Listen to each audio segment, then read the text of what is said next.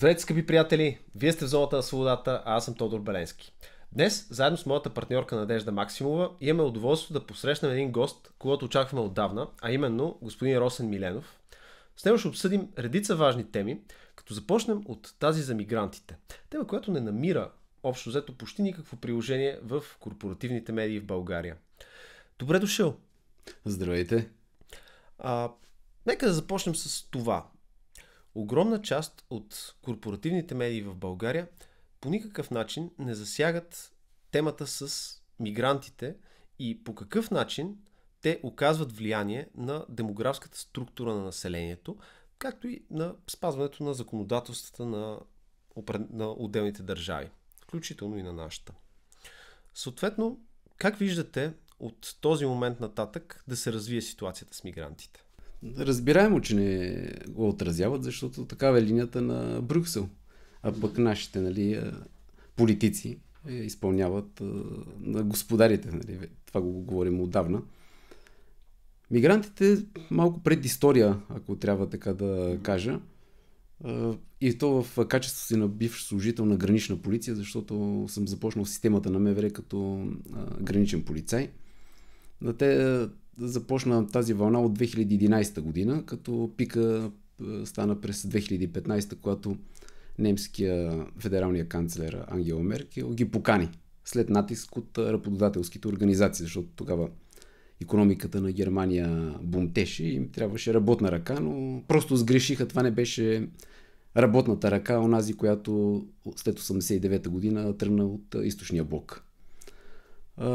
По отношение на България, голяма вина за пропускането имат управляващите, най-вече Борисов, защото особено когато беше сирийския конфликт, имаше негласна договорка между Борисов и турския президент Реджеп Тайип Ердоган за контролирано пропускане на мигранти с цел да се оказва натиск върху Европейския съюз и оттам да върват така наречените средства за поддържането на миграционните лагери, които бяха изградени за 1 милион тогава бежанци в Турция и въобще за мигрантите. Отделно имаме така проблем с нашата оперативно-техническа поддръжка на сигурността на държавната граница. И като тук мога да дам няколко примера. Техническа поддръжка, оградата, както е известно в публичното пространство, е негодно съоръжение, в смисъл като инженерно съоръжение за защита от преминаване на хора, които са решили незаконно да минат границата. Тя беше опорочена още с обществената поръчка за изпълнението. Знаем, че достигна до 170 милиона сумата, с която се обезпечи изграждането на границата и беше източена от в кавички патриота Валери Симеонов. Той беше тогава флагмана, който като вице-премиер отговаряше за изграждането на тази ограда. Впоследствие не беше поддържана. Също така ресурсно, като служители не беше обезпечен на състава на гранична полиция. Там пак има заигравка с финансов ресурс. До миналата година, когато отпуснаха щат от 1500 за гранична полиция, липсваха не 1500, а 2000 служители. Компенсираха чрез командироването от различни структурни звена от цялата страна към южната граница, т.е. с Турция. Защо? Защото за командировачно на ден на всеки един от тези служители по линията на Frontex се изплащаше по 130 евро. Те отиваха не към служителите, някой да не си направи грешна представа, към министерството и попълваха дупки, които пък бяха отворени пак от обществени поръчки, в смисъл с които пак се източваше за резервни части, за принтери и така нататък, се източваше ведомството, както поръчката, която прави бившия премиер Борисов за магистралите. Но не е комисионната 10 милиона, са 500 хиляди, 600 хиляди, 20 хиляди имаше в гранична полиция задържан човек за така обществена поръчка миналата година и така нататък. И компенсираха тези дефицити с тези командировъчни по линията на Frontex. Какво беше лошото, че тези служители не познаваха оперативната среда, не познаваха терена и съответно нямаше как да се отреагира на този силен мигрантски натиск, който на ден в пиковете до миналата година, сега малко понамаля, достигаше 1500 опита за незаконно влизане. Това, което могат да отблъснат, без да отчитаме онова, което служителите не са имали съприкосновение, което е навлязло в територията на страната.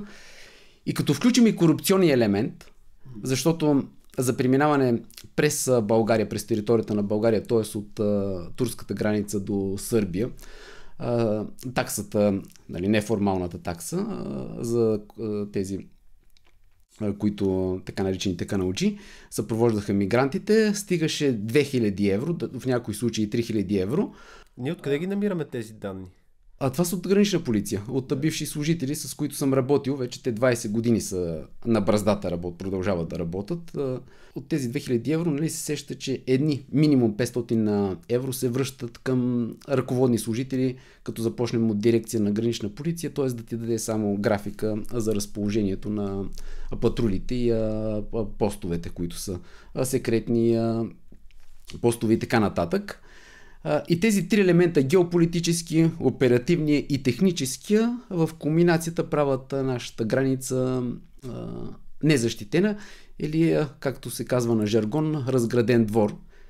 И нека да кажа само едно определение за държавна граница, че държавна граница означава обозначението на онази част от земната повърхност, където определена държава може да осъществява вътрешната си политика.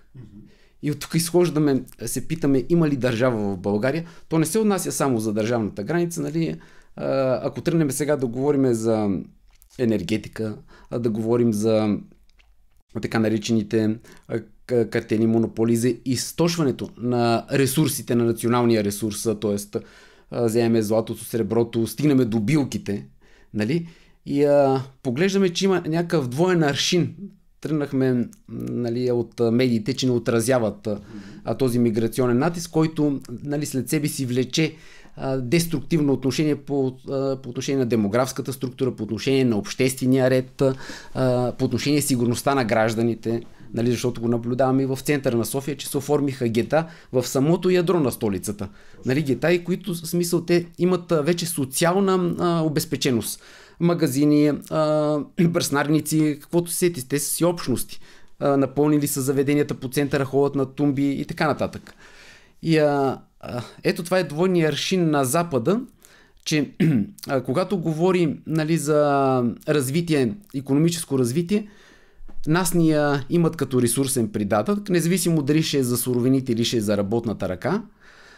Нас ни имат като буферна зона, смисъл, особено след влизането, приемането ни по въздуха и вода в Шенген и аз не знам, изчистили се вече това връщане към първата страна, където са регистрирани тези бежанци, защото мигрантите продължават да действа тази директива. И доста така имаше в публичното пространство самолети, чрез които се връщат лица с изключително криминално поведение. И това не са сирийците, семействата, където говорихме за когато беше сирийския конфликт, а от така по данни на служители, които са на самата бразда гранични полицаи, особено мароканците, са изключително така воинствено настроени, всеки в себе си носи нож, посягат, когато са тумба от 10-15 човека, посягат на самите гранични полицаи, че е облечено в униформа, с ясни отличителни знаци, вижда се оръжието и те посягат на представителя на силова организация. Си представяте какво ще има отношението на един беззащитен, или пък да не говорим за жена. Затова това са изключително така опасни с поведението си, въобще профила им на тези хора, които влизат в последните 3-4 години. Попитахте ме как ще се отрази на демографията. Към настоящия момент усещаме само в София, в малките населени места, там където преминават. Но пример, който е ходил в Западна Европа, знае вече в градските паркове, независимо дали е в Германия, дали е във Франция. Франция си има този проблем още от там коя година беше, когато бяха на алжирците дали възможност да влизат. Там има не само гета, а са превърнали големи части от тези западноевропейски градове в място, където е мека на такива лица, които не искат да се социализират, т.е. да приемат някакви обществени порядки, а те искат да налагат своето. Аз им казвам им на тези хора койоти, защото те имат животински инстинкти. Няма го социалното. Няма го. При тях не можеш да търсиш и с времето по този начин на тези общества европейските ще стават все по-уязвими от тези групи, защото те ще доминират. Те доминират един път с поведението си към настоящия момент, нали? А втори път с времето, с масата, с обема.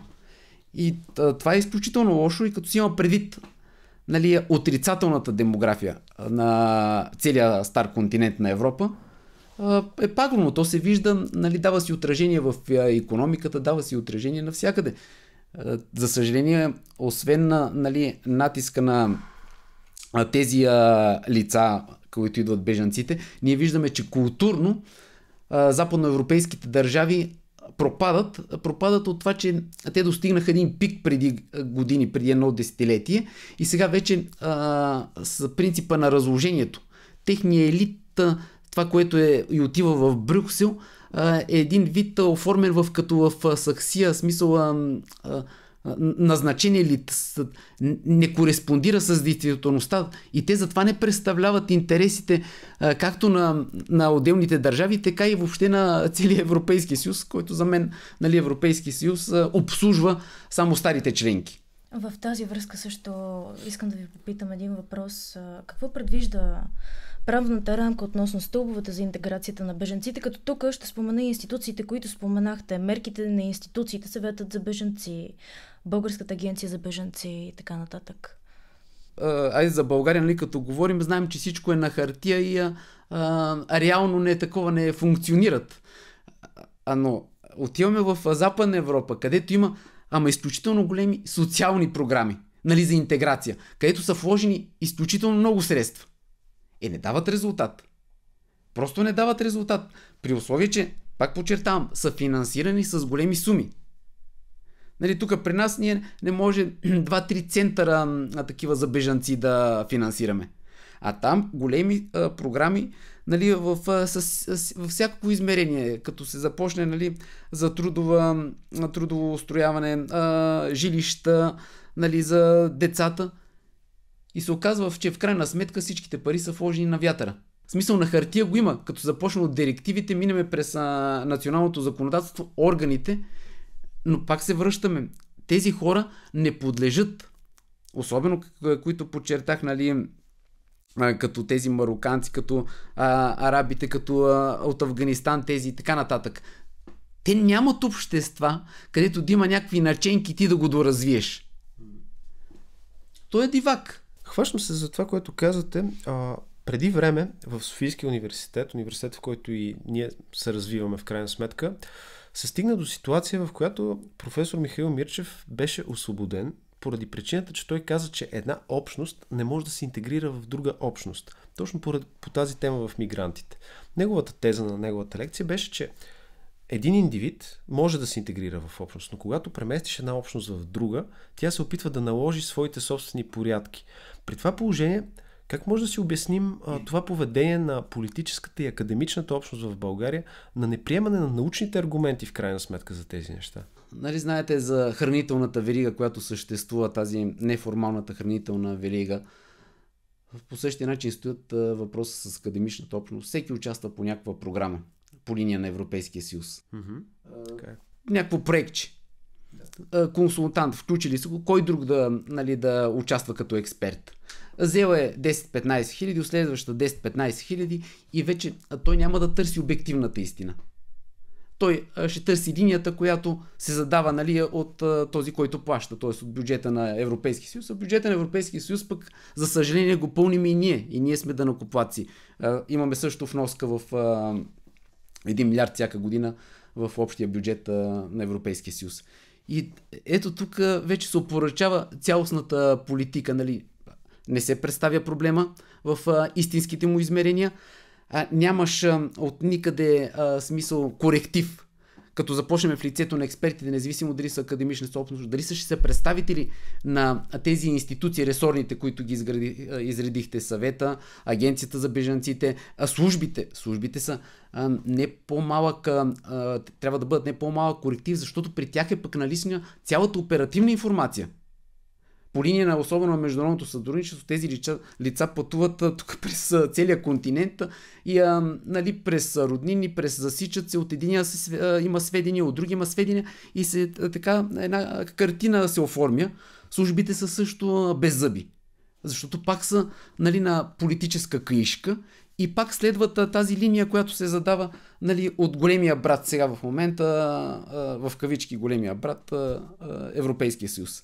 А от тук нататък какви са очакванията ви с бежанската вълна? Аз очакванията възлагам на национално ниво. Ако самата държава не се противостави, вижда се, че Европейския съюз не може да бъде единен. Не е смисъл като едно цяло не действа да защитава интереса. Нали? Независимо кое да е отношение. Виждате в икономическо отношение, виждате в политическо, в военно отношение. Това е една боксова круша, която използват всеки. Нали, като започнем от англосаксонците, смисъл американците, нали, Англия, самите държави на национално ниво трябва те да изградат смисъл такива защитни, било чрез институциите, било чрез различни програми. Няма друг начин. Просто се вижда, че не работи. Ето, нали, имаме от 2015, като започна пика, няма кой да го обуздае. И това с основание всеки български гражданин се плаши, нали, как в бъдеще ще бъде така, ще рефлектира върху тяхната сигурност в ежедневието.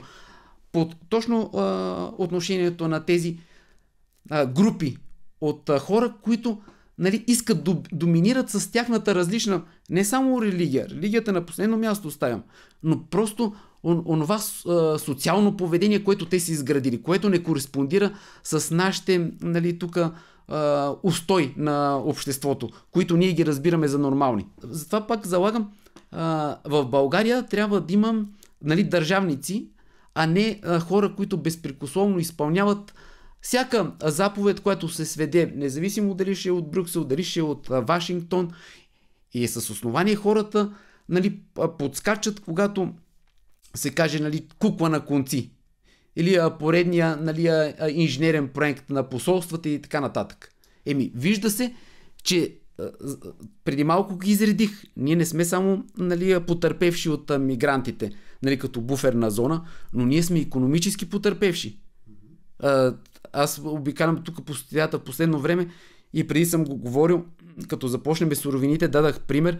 Само 3 компании пряко ощетяват хазната, бюджета, т.е. всички нас с 1 милиард и 5 милиард пропусната полза. Отделно нали, Дънди, Асарел, Елаците Мед, отделно немската Аурубис, която рафинира, преработва така наречения концентрат меден, т.е. рудата, изнася рафинираната мед за развитието на индустрията на Германия. И тук някой като каже, вижте, германците са нетен вносител в бюджета на Европейския съюз, т.е. най-големия платец. Не е така. Пряко вноската е 25, най-голяма е годишно. Но по косвени пътища те прибират 100 милиарда. И прибират косвен път означава, че те имат един общ пазар, където не ги конкурира никой с техния ранг.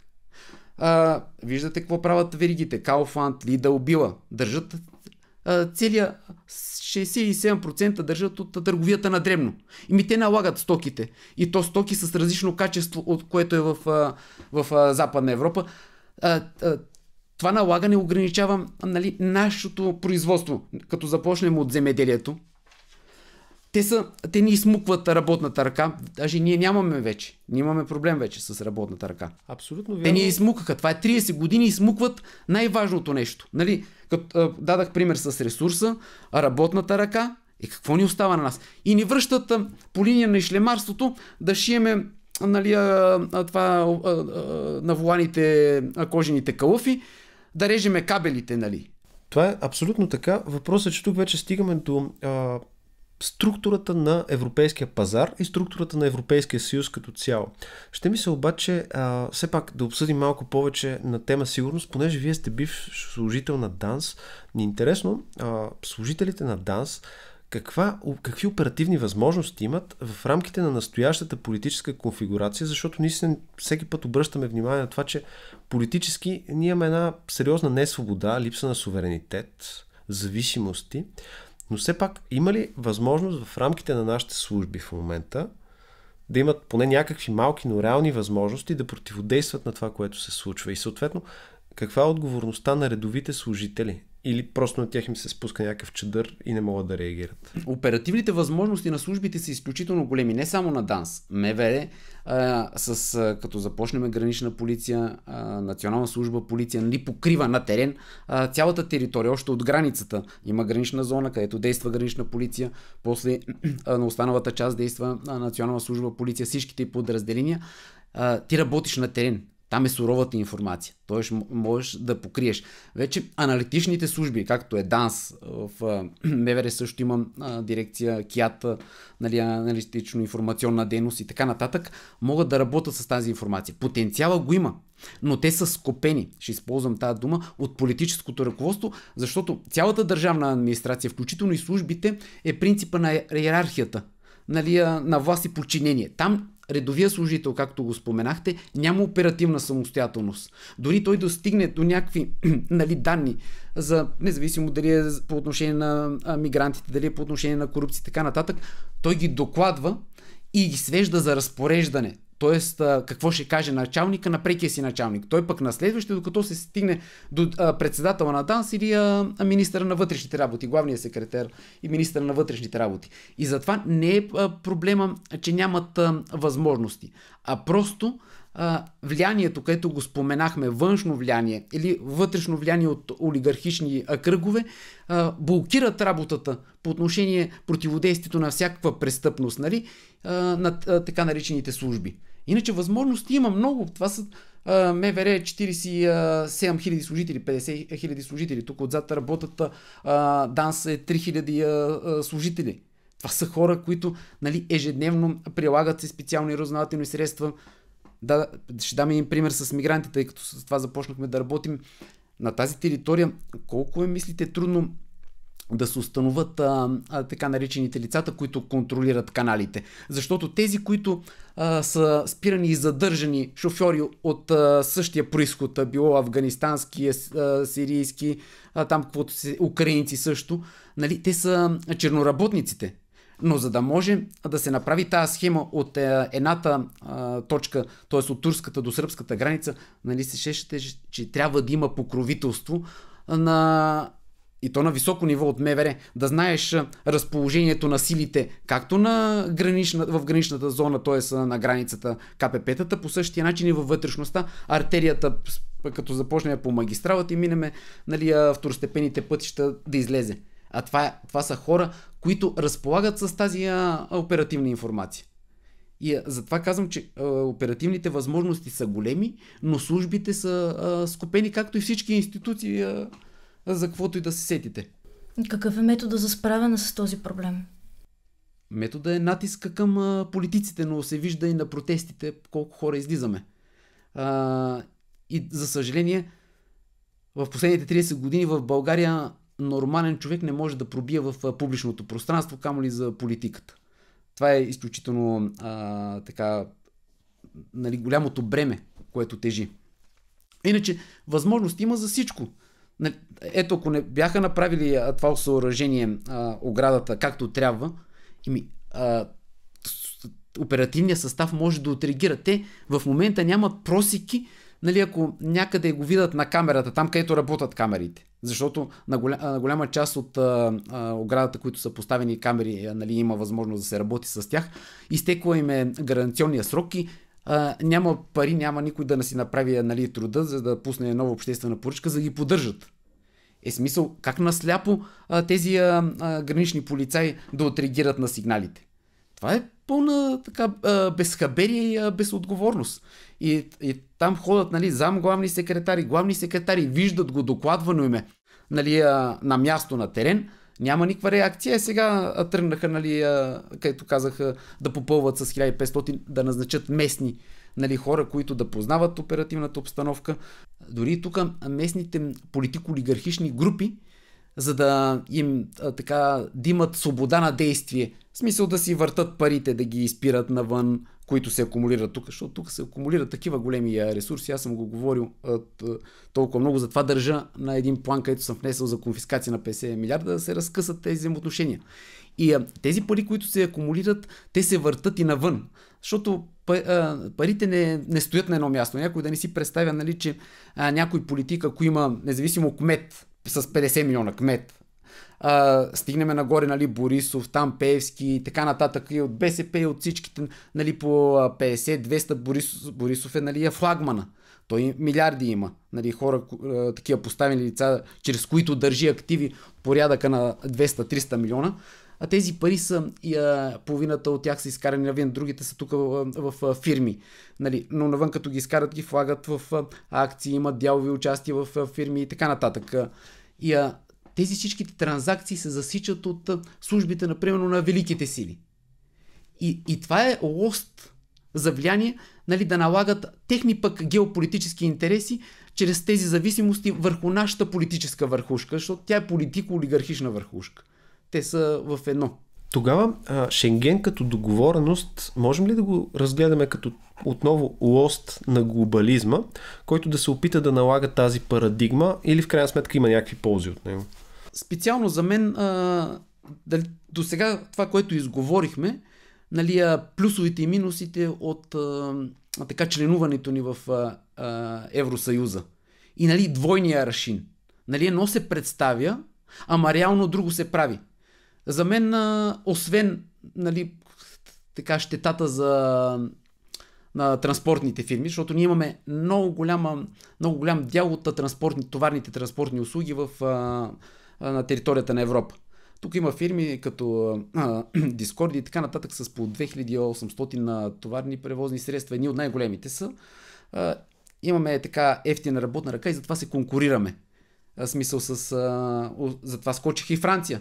Нали, кога беше при 2-3 проблеми, дори 2-3 години се намеси президента Макрон. Когато трябва да се защитава, нали, техните си фирми, тогава няма значение какви са, нали, разписаните така между държавите, нали, директиви. Но иначе, ако смисъл е нещо, нали, в ущърб на тези, как ги казваха, държави на две скорости. Да, на две скорости, защото се развиват на различни скорости. Именно, да. Когато е за нали, държава, която е на втора от тези на по-малката скорост, няма значение. И за това Шенген, особено пък към настоящия момент, само, нали, за това по въздух и вода, изключително обременяваш заради тази директива, която ни задължава, нали, да се връщат всички мигранти в първата по регистрация държава. Действително са, ако тръгне, те още не я изпълняват. Никой не е тръгнал реално да изпълнява. Ама ако тръгне реално да се изпълнява, т.е. от всички държави членки, тези, които са регистрирани в България, да ги върнат обратно, нали, там да направят така наречените полицейски хайки за установяване по гетата, ние верно ще се затрупаме тук с такива мигранти. Добре, а как ще се промени според вас съотношението на българския политически елит след преустановяването на военните действия в Украйна? Честно ви кажа, не съм се за това замислил. Ако спре войната, дали ще има промяна? Да, как по-точно ще се промени? Защото виждаме какво се наблюдава в момента. Русия напредва. Украйна по-скоро влиза в една позиция на защита, обаче достига един момент, в който няма да успява. Какво ще се случва от тук нататък? Не ми се вярва да има съществена промяна. Нали, дай Боже да има някаква промяна, но това, което се наблюдава като връзки, в смисъл на нашите политико-олигархични групи с в кавички Запада, те се водят към момента големия брат. И, нали, се слушат техните указания. Нали, там ни е свързана 67% от износа ни е свързан с Западна Европа и така нататък, нали, износ и шлемарски, нали, ние нямаме.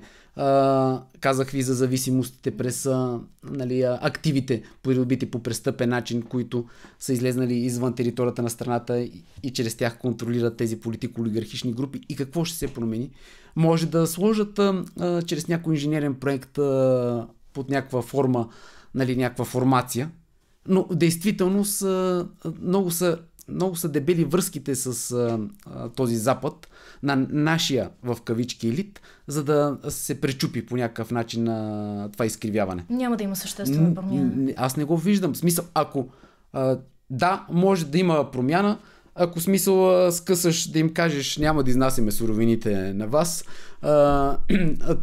ще си взимаме газ и петрол откъдето искаме, където ни е изгодно, вашите въглеродни емисии, нали, които ги налагате, квотите, ни погубват основната балансираща мощност, нали, тецовете и така нататък, тогава да, смисъл, тогава реално може да говорим. А украинската продукция, която се внася, няма ли в този случай? Украинската продукция, най-вече земеделската, тя застрашава цяла Европа. Те затова европейците, нали, в тези на големите европейски държави казват, ще я приемеме, но го казват с така само като политическо говорене. Защото земеделието и на Полша, и на Франция, и на Германия ще бъде смачкано от украинското земеделие. Тези обеми, които те генерират, като започнем от зърнените култури, не може никой да им се опре. Обема, смисъл, ти позволява да работиш с нисък марж на печалбата. И към момента, нали, пък като сложиш моментно състояние, че те нямат ограничения по отношение на пестициди, видовете пестициди, с които се обработват ГМО-тата, които са изключително силно застъпени, тъй като там основните търговски компании, които търгуват с зърното, са американските големи корпорации, които работят с продоволствените стоки в цял свят. Те мачкат. Просто мачкат. Оттам, нали, млякото и така нататък. Затова политическото говорене не кореспондира с реалното това, което се случва, нали, като движение на стоки, на парични потоци и така нататък. Затова това на Запада е лицемерен. И винаги е бил лицемерен. Аз това не му харесвам на Запада, че няма откритост. И това е фактически пропагандата, в смисъл, където тази силната пропаганда, тръгнахме от нея, нали, защо българските медии, като започнем от националните ефири, нали, двете частни телевизии, големите BTV и Нова и Канал 1, не отразяват такива неща. А има друга линия на поведение, защото са част от тази хранителна верига и там става въпрос за много големи суми. На частните телевизии, най-големите договори, смисъл за реклама с тези големи компании, които изнасят суровината. Чужди банки, погледнеш банките, има 3,4 милиарда приходи, печалба, не приходи, за миналата година. И поглеждаш първата чужда банка, е банка ДСК. 1 милиард печалба отива за Унгария. Там е групата. Отиваш на Unicredit Bull Bank, 800 милиона печалба. Отива за Италия. Където и да погледнете, ние сме така изсмуквани. И после казват, защо в България нищо не върви. Как да върви? Като от всичките тези нали, сектори, където независимо дали ще се изнася суровина, независимо дали чрез спекула, така наричаните картелни монополи ще се ощетява българския потребител, се връщат по 150 милиона към нашите политици. И това са към 3-4 фигури в Народното събрание, нали, лидерите, не всичките 240 народни представители, тъй като знаем принципа на как се гради политическа формация на лидерския принцип. И то е целенасочено. Нали, през един да минава всичко, за да можеш да го контролираш. Другите ги слагаш твои доверени хора, които да натискат копчета. Ето схемата е бетон. Так, ще навън каквото и да се сменява, както споменахте, обстоятелството, Русия, нали, тя сигурно може да преземе Харков тук до, нали, как настъпват. Тук много са, към настоящия момент са много дебели връзките, веригите с този Запада, за да това само ако хората имат желание, искат да го разкъсат. Ама това се иска, нали, участие, нали, на всички хора и да режеш елита. рязане на елита, пак се връщам на тези мръсни пари, защото направо разлагат всичко. Тези 50 милиарда, ето тук внесах преди 2 години 200 страници. Нали, съм написал по часове какво трябва да се направи. Дори един народен представител може да разкъса чрез различни искания, като отправи до институциите, и ако нещо не му дадат по легалния начин, има в държавната администрация 70%, които мразят ръководството си, което работи заедно с политиците и прибира парите, останалите ги правят на глупаци и ги забиват с тъкмистик. Винаги ще го дадат само да види реално желание. Обаче, като става въпрос за реално желание, нека да погледнем пък какво се случи с Фицо в Словакия. Много малко се обсъжда също и тази тема по нашите медии. Говори се, нали, някакъв човек, който е от, условно ще се изразя, техния умно-красивитет, който стои за това нещо. В крайна сметка обаче тук изглежда малко по-дълбока сюжетната линия. Първо, тук искам да използвам вашата експертиза като човек, който е свързан с сигурността. Беше ли осигурена реално истинска сигурност за Фицо, за да не бъде жертва на покушение, както се случи? И на второ място, кой има полза в крайна сметка от това покушение, защото говорихме за украинското зърно. Той се противопостави на това нещо. Словакия да бъде залята от украинско зърно. На второ място той беше и против изпращането на оръжие за Украйна. Тоест, не изпращането като търговска сделка, а подаряването на оръжие. И от тази гледна точка можем ли да видим нещо по-дълбоко за това покушение? Има много въпросителни. Поне съм така запознал съм се с информацията, която е в медиите, но се вижда извършителя преди нямало такива радикални действия и изведнъж. И това е перфектният изпълнител, защото тук не става въпрос за наемен убиец. Там се работи на парична основа. А тук се вижда някаква дълга ръка на висшия пилотаж. Тоест да работиш на такава идеологическа основа, защото това ти дава един буфер. Ако е, нали, убиеца, нали, с снайпер и така нататък, тогава по друг начин се представят, обществото ги възприема по друг начин целият сюжет. Но когато е на идеологическа основа, поръчителите изглеждат по-чисти. В смисъл, така лесно може да скъсат веригата, да се разграничат. И с този човек, примерно, това, което се прави, могат да работят индиректно. Не директно да дойде някаква служба или някакъв неин представител. Това, например, може да се ползва хора от неговия близък кръг. Първо се профилира този извършител. Знае се, нали, че има зъб, така го обясна жаргон. Има някаква обществена следа оставил. Чрез тези публичните си инициативи, нали, участва в протести, изказвания и така нататък. Ето ти, това е пълно алиби. Да скъсаш връзката с поръчителите, нали, назад, да не се усетят хората. И избираш в неговия кръг, приближен кръг приятели, някой да го насъска. Нали, знаете, когато човек, ако има някакъв личен неприязъм, както в случая този с Фицо е имал, нали, на политическа и идеологическа основа, и ако някой започне да ти говори да запали пламъка в теб и така те улесни, нали, най-небрежно казват, там ще му е, нали, това посещението в еди колко си часа. Нали, аз не съм специалист по такава лична охрана. Това се работи в Националната служба за охрана.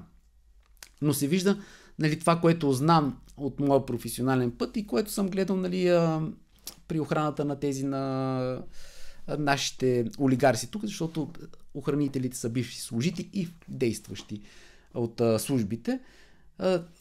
Прави се специална, нали, такава форма, където служителите не позволяват, така се подреждат в такава фигура, че не позволяват да има пряка траектория на движение. В смисъл да има празно пространство, да има пролука, нали, прозорец да се отваря.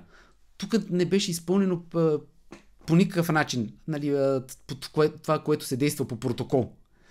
Пак е въпросителна, но най-вече за извършителя това е интересното, че е много добре подбран. Защото не може нали, всички казват, разпитват там неговия в квартала, съседи и така нататък. Казвах изключително тих човек, нали, неконфликтен и не може, нали, отведнъж да вземеш такова решение. Има и семейство. Нали, има и семейство. Защото всеки като тръгне да извършва някакво действие, което в него формира последствията, тогава си казваш, замисляш се за близките си, че ще промениш своя социален живот. Това така неистово го премисляш, без да несъзнателно. И че този го е извършил, затова за мен специално виждам, че тук има някакво въздействие от структури, които са извън територията на тяхната държава. Поне това е моя прочит. И нали, сега, както споменахте, нали, за неговите позиции, най-вече по оста, които се формират сега на конфликта с Украйна, нали, вече така изпълват съдържание тези подозрения. Сочат в определена посока. Да, а пък когато извършиш едно такова покушение, за онзи елит целия, който е в момента в Европа, малко с меките китки, това е голямо предупреждение. Въобще пътя, който в момента върви този съюз, който сме ние член, е изключително сбъркан. Във всяко отношение. Значи, аз така наблюдавам, тъй като имам взаимоотношения, нали, с чужди компании във връзка с моята професионална дейност. И като наблюдавам какво става в технологично отношение в Китай и Европа, където винаги сме били, нали, така, люлката на технологиите, нали, на качествена технология, на така наречените развойни и приложни центрове, нали, научно-развойни приложни центрове. Онези на техните технически конференции, техните инженери, техните академични лица, нали, професори и така нататък, кипът от енергия. Събрали се 100 човек и всеки подскача с предложение.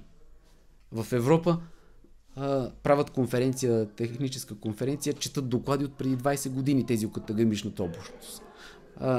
Тези, които са предприятията с смисъл компаниите с 100 годишна история, нали, започват да изместват физическото си предприятие, започват да ги изместват в САЩ, в Индия с тази зелена сделка. Това е пълно безумие.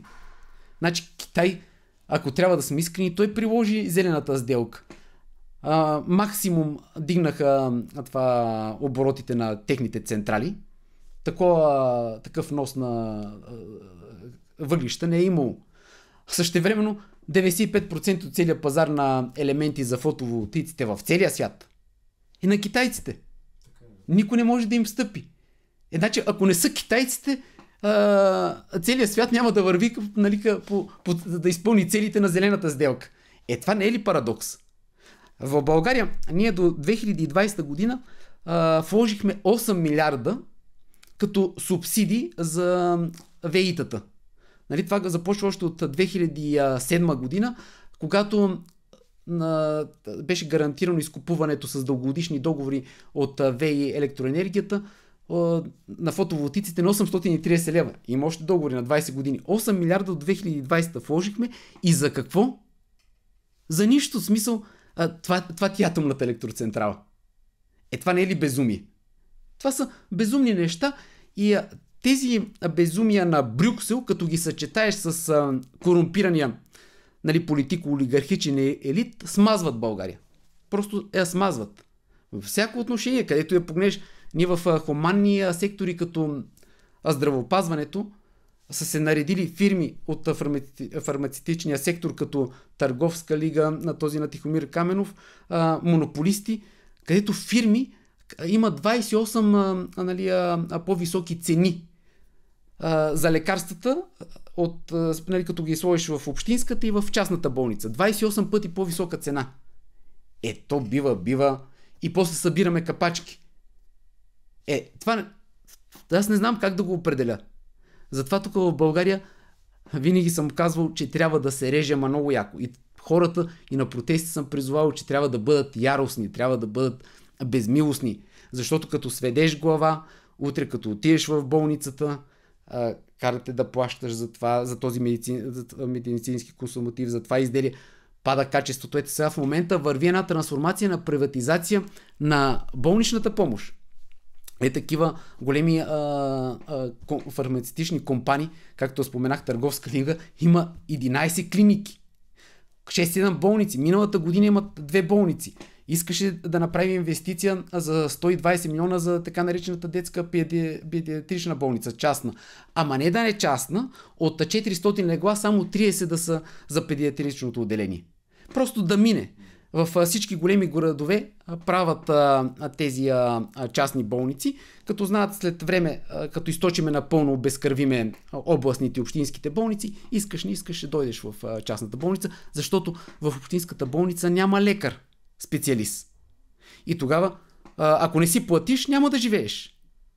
Това, нали, взеха всичко. Взеха ресурса, земята, взеха, нали, арендатори с по 1 милион декара, нали, изкривиха стопанството, нали, само зърнени култури, произвеждаме 75% от обработваемата земя и зърнени култури, затова внасяме украинското сухо мляко, затова внасяме от Полша концентрирано мляко, нали, затова и зеленчуците и плодовете, отделно местни, тук терикати заграбват ниви по 15 000 само заради субсидията. Дойде оттам през 2 области, всяка година има търка за нивите, плаща се по 40 лева субсидия и той взима само за да вземе субсидията. И 70% от тази субсидия взима още когато подпише договора. Вземе от банката, нито ги обработва, а местни, които са останали 2-3 с по 150 крави в областен град, не може да се доредат, нямат ливади, пасища. И после викате, защо нямаме земеделие? Нямаме, ето ги политико-олигархичните кръгове в кулминация с онези отвънка, които прокарват техните интереси, ни размазаха.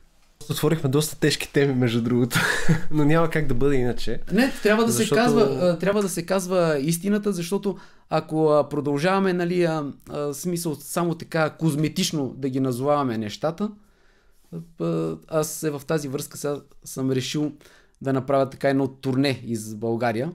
Нали, изчакаха така... Това като рок звезда звучи. Да, само че ще бъде така турне с друга...